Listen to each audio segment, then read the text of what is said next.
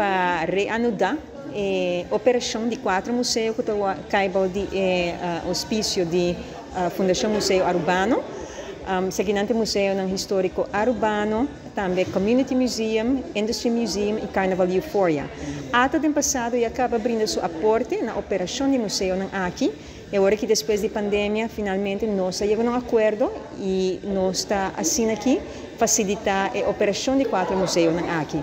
Então, é importante para nós trazer nossa história, cultura, nossa herência adiante, para nossa comunidade, mas também seguro para os visitantes.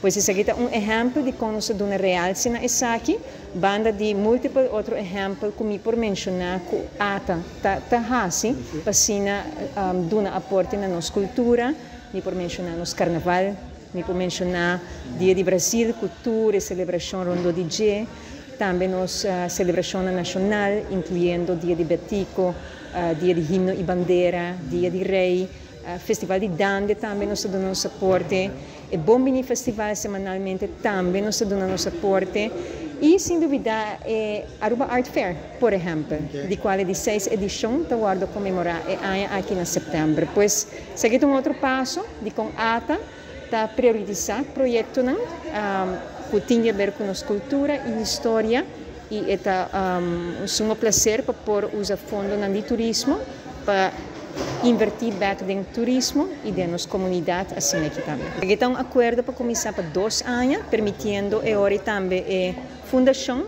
para tomar passo necessário a base de plano de ação que nós aprovar por certo, para não vir back pia, principalmente depois da pandemia.